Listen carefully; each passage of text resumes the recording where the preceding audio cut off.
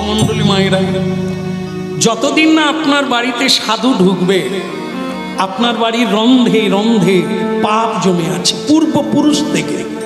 কেন আপনার জানেন যে বর্ণ পরিচয় লেখা আছে, কদাচ মিথ্যা কথা কহিও না, কদাচ কাহারো বস্তু না বলিয়া লইও না, কদাচ কাহাকে ঠকাইও না, কদাচ কাহাকে বাক্যের দ্বারা আঘাত করিও না।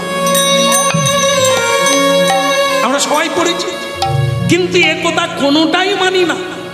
মিথ্যেবি বলছি, লোককে ঠকাচ্ছি, কাঁদাচ্ছি, আঘাত করছি, তার মানে সব পাপ। পূর্বপুরুষ এই করে আসছে, আমিও তাদের পদ অনুসরণ করে এই করে যাচ্ছি।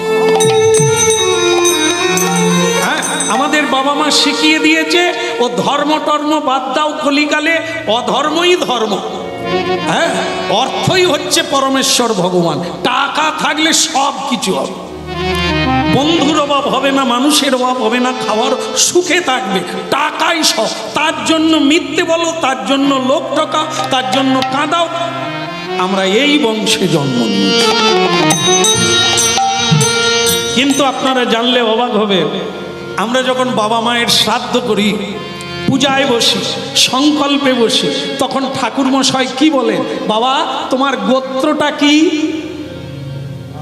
দেখুন, হরিনাম শুনছে, তখন আপনাকে বলতে হবে গোত্র কি। গোত্র আপনাকে একজন ঋষির নাম বলতে হয়।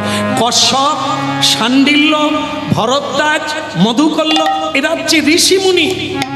আপনাদের গোত্র এদের মধ্যে একজন। তাহলে এরা কারা? না আমাদের আদি পুরুষ, আমাদের গোড়া। তাহলে এখানে যারা হরিনাম শুনছেন, যারা আসেন না, যারা শুনেন না, তাদেরও যা আপনাদেরও তা। আমাদের পূর্বপুরুষ হচ্ছে ঋষি মুনি, আমরা তাদেরই বংশধর। কিন্তু আজকে আমরা কি খাচ্ছি, আজ আমরা কি করছি, আজ আমরা কোন পথে যাচ্ছি, এ কি ঋষি মুনির আদর্শের পথ? এই জন্য হরিনাম, হরিনাম শুনতে হবে, হরিনাম বুঝতে হবে, তবে জীবন বদলে যাবে। আবার আপনার নিজের জীবনে ফিরে যেতে পারবেন, নিজের ঘরে ফিরে যেতে পারবেন। তাই ভক্তমণ্ডলী মায়েরা, এখন কি বললেন? আমাদের গ্রামের শেষ মাথায় পুরুষোত্তম দাস নামে একজন বৈষ্ণব, তার স্ত্রীর নাম জাহ্নবা। আপনি ওইখানে যান, আপনি সব রকমের সুবিধা পাবেন। ভালো লাগলো, ভালো লাগলো। তুমি তবু একটা রাস্তা বলে দিলে, বেঁচে থাকো। তবে মনে রাখবে যেন জীবনে বাড়িতে সাধু আসার রাস্তাটা রাখবে, তবে বাঁচবে। এখন সাধু ওই কাঁধে ধরে ওড়নাটা ঢাকা দিয়ে কাউকে বুঝতে দিল না, রাস্তা দিয়ে হরিনাম গাইতে গাইতে চলে যাচ্ছে।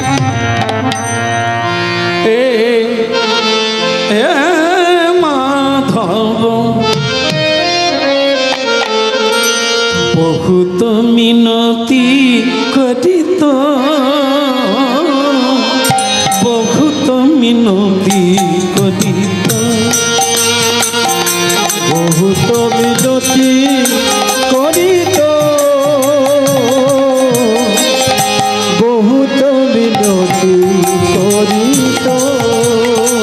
হে মাধব বহুত মিনতি করিত, বহুত মিনতি করিত। হে মাধব বহুত মিনতি করিত,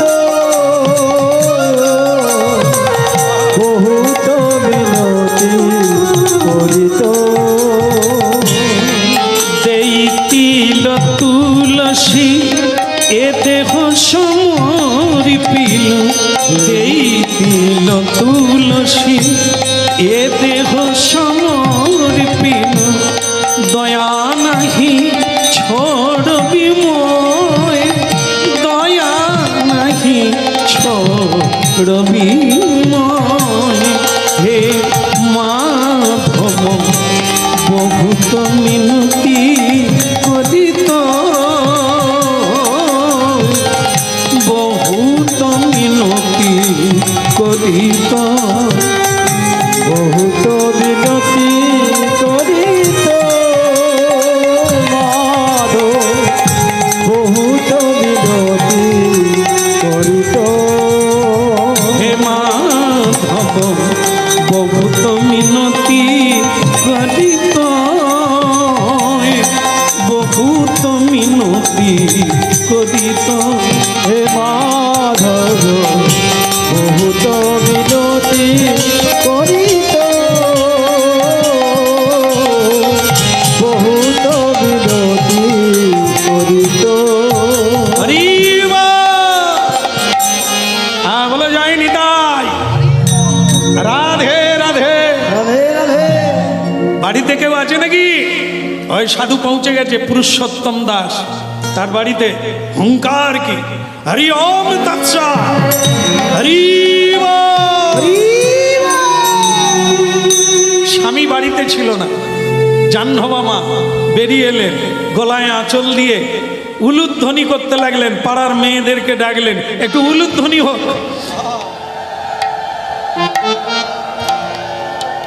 বাহ, ভালো লাগলো। আচ্ছা একটু হরিধ্বনি হোক নিতাই। কষ্ট হলো না তো? অসুবিধা হয়নি তো? তবে আপনাদের বলা হয় না, পাড়ার মেয়েদেরকে বলছি, আপনারা যে দিয়ে ফেললেন লাভ ছাড়া ক্ষতি নাই। হ্যাঁ, উলুধ্বনি শঙ্খধ্বনি করে নারী উলুধ্বনি শঙ্খধ্বনি করে নারীগণ।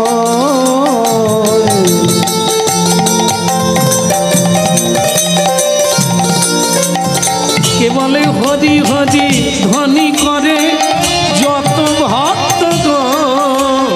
হরি হরি ধ্বনি করে যত ভক্তগণ।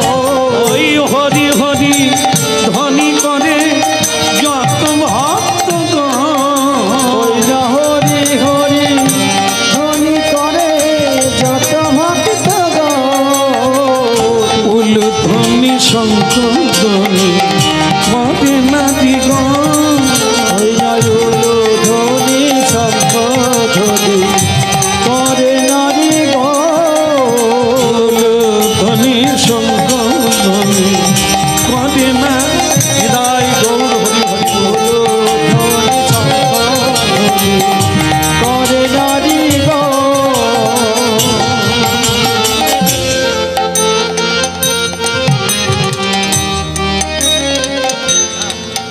ভক্তমণ্ডলী মায়েরা, আজও আমাদের জগতে হরিনাম শুনে অনেক জায়গায় এই তত্ত্বটা জেনে নিয়েছে। হরিনাম যারা করে, সাধু সন্ত যখন বাড়িতে আসে উলুধ্বনি করে, পুষ্পবৃষ্টি করে, এটি ভালো।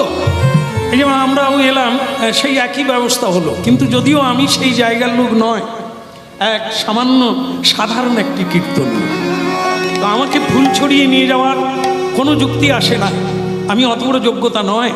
কিন্তু তবুও তারা যেটা করছে করতে দিতে হবে, তাদের শ্রদ্ধা। তারা কোনো অসাধুকে করছে না, সাধু মনে করে করছে।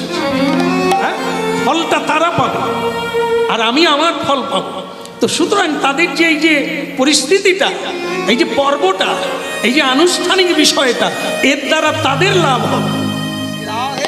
ভক্তি চাই, শ্রদ্ধা করলে শ্রদ্ধা পাবে। শ্রদ্ধালু ব্যক্তিকে শ্রদ্ধা না করলে সমাজ ধ্বংস হয়ে যায়। যার যতটুকু মানে সম্মান পাওয়া, তাকে সম্মান করতে হবে। এই আজকে আমরা যারা সম্মান করি না, আমাদেরকেও কেউ সম্মান করে।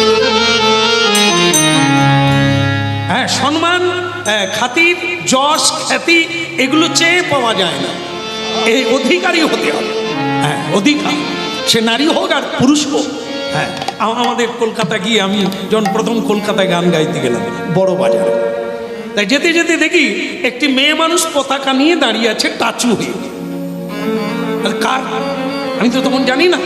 তা আমার দলের একজন বয়স্ক বাজিয়া ছিলেন, হ্যাঁ, খোল বাদক। আমি তাকে বললাম, বাবা ও মেয়েটা কি জন্য এত খ্যাতি এখানে কলকাতায় দাঁড়িয়ে আছে? বলে ও তো আমাদের মেদিনীপুরের মেয়ে। হ্যাঁ, এক কথায় আপনারা জানবেন কে, একদম বিশ্ববিখ্যাত, শুধু মেদিনীপুর নয় বিশ্বে খ্যাত একটি মেয়ে মানুষ। আমার মায়েদেরকে আমি এই জায়গাগুলো দেখাতেই চাই যে দেখুন, আপনারাও মেয়ে, আমরাও ছেলে, হ্যাঁ অনেক। মহাত্মা গান্ধী, হ্যাঁ নেতাজি সুভাষচন্দ্র, ঋষি অরবিন্দ, এনারা কারা? এনারাও মানুষ, আমরাও মানুষ। কিন্তু আমরা মরে গেলে কি টাচু হবে? পরশুদিন যেখানে গান গাইছিলাম, একটি ছেলে যুবক কীর্তনের শেষে এই কথাটা হয়েছিল সেখানে, তো সে শুনে বলল, দাদা আপনার কীর্তন খুব ভালো লেগেছে। যাক, আমার ভালো লাগলো, হ্যাঁ আমার ভাগ্য ভালো যে তোমার ভালো লেগেছে। সে তো বোতল কোম্পানির লোক, কিন্তু সে বললো, দাদা আপনি মহাত্মা গান্ধীর কথা বললেন, নেতাজির কথা বললেন, হ্যাঁ ওদের মোড়ে মোড়ে, হ্যাঁ বিবেকানন্দজি এদের মোড়ে মোড়ে টাচু আছে, কিন্তু আমাদেরও তো টাচু হয়। তাহলে আমাদের কীরকম হয়? তোর হয়েছিল না? হবে, হ্যাঁ আমার বাবার হয়েছে, এই যে আমার কাকা, হ্যাঁ প্রতিদিন এক বোতল করে খেত, তারও টাচু হয়েছে। আলি তা কথা আছে রে, বল না, সে আবার ওই জুয়ারে ধুয়ে নিয়ে চলে গেছে। কিরকম না, ওই যে মরে যাওয়ার পরে 4 দিনে কি হয়, শ্মশানে কি করে, এরকম একটা চিত শীতলানো হয় না, মাটি দিয়ে তৈরি, সে ওইটাকে টাচু বলছে। আমি তো খুঁজে পাই না এ বলে কি, সে বলে ওই হয়, মরে গেলে 4 দিনের মাথায় হয়। আর তারপরে কি হয় বলে, ঘাস ফুটে যায়। হ্যাঁ কি কর্ম করেছিলি রে, জুয়ারে ধুয়ে নিয়ে চলে। আর তাদের টাচু জন্ম জন্ম যতদিন চন্দ্র সূর্য থাকে। এটা অন্য কিছু নয়, টাকা দিয়ে নয়, কর্মে মহান, ধর্মে মহান। মহাত্মা গান্ধী ভারতের জনক, দেশের জনক, কি করে হলো? মহাত্মা হয়ে গেল। গীতা পড়ো, গীতা, শ্রীমদ্ ভগবত গীতা যে পড়লো না, সে জীবন জানলো কি করে? ক্ষুদিরাম হাসতে হাসতে ফাঁসি চড়ে গেল। হাসলো কেন? সে গীতা পড়েছিল তাই। সে বলেছিল সবাইকে, 33 কোটি ভারতবাসীকে জানিয়ে দিয়েছিল, তোমরা কাঁদছো কেন? আমি কি মরে যাচ্ছি? দেহস্মিন যথা দেহে কৌমারং যৌবনং জরা তথা দেহান্তর প্রাপ্তি ধীরস্তত্র নমুজ্জ্বতি। মানুষ কোনোদিন মরে না, কেবল দেহটা বদল হয়। আমি আবার আসবো, যদি আমাকে চিনতে না পারো আমার গলায় ফাঁসির দাগ দেখো। কথাগুলো মিলিয়ে নেবে। সে হাসতে পেরেছিল কেন? এই গীতায় বলেছে আমাদের কোনোদিন মৃত্যু নাই। আমি কোনটা? আত্মা, দেহ নয়। দেহ বদল হবে, আত্মার বদল হবে। এই হরিনামে এত দূর দিতে পারে, আমাদেরকে সুখী করতে পারে, আমরা এটা জানি না বলে এত কাঁদি। এই ভক্তমণ্ডলী মায়েরা, এই জীবনের কর্মই হলো মহান। আপনি বেঁচে থাকবেন মহানতা, হ্যাঁ পূজা পাবে, মানুষ আপনাকে শ্রদ্ধা করবে, শ্রদ্ধা দিতে। আসুন আসুন বাবা, হ্যাঁ ওই যে ওই কোদাল মারা সাধু, হ্যাঁ এখানটায় চেপে ধরে রেখেছে, রক্তক্ষরণ হচ্ছে তো তাই চেপে ধরে বলছে হরি বল। আর ওই মাতাজি হ্যাঁ পাড়ার লোকজনকে ডেকে শাঁখ বাজিয়ে উলুধ্বনি করে আসুন বাবা, আসুন বাবা। এক ভক্তমণ্ডলী মায়েরা কোনো কোনো জায়গায় দেখবেন এই উলুটা জানে না, কেন উলু যে কি জিনিস এটা আবার জানে না। এই নূতন বিয়ে করেছে, বিয়ে করে বৌমাকে শাশুড়ি বলে গেল, বৌমা কি হলো, ঘুমোচ্ছ নাকি?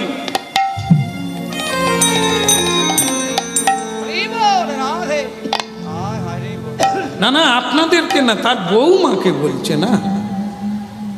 বৌমা ঠাকুর মশাই আসবে বৃহস্পতিবার, তুমি উলুটা দিয়ে দেবে, পুজো করে চলে যাবে, ওনার অনেক বাড়িতে যেতে হবে। ঠিক আছে মা। এই শাশুড়ি চলে গেল অন্য জায়গা। এমন বেলা ঠাকুর মশাই ঢুকে গেল, ঢুকে গিয়ে বলছে এই নূতন বউ উলুটা দিয়ে দে, পুজোটা সেরে নি। আগে কিছু মনে করবেন না, আমার শাশুড়ি তাড়াহুড়ো করে চলে গেছে, আলমারির চাবি দিয়ে যায়নি। ঠাকুর মশাই বলে চাবি নিয়ে আমি কি করব? আরে এই নূতন বউ, চাবি তোর যার কাছে পারে থা, তুই উলুটা দে, আমি পুজোটা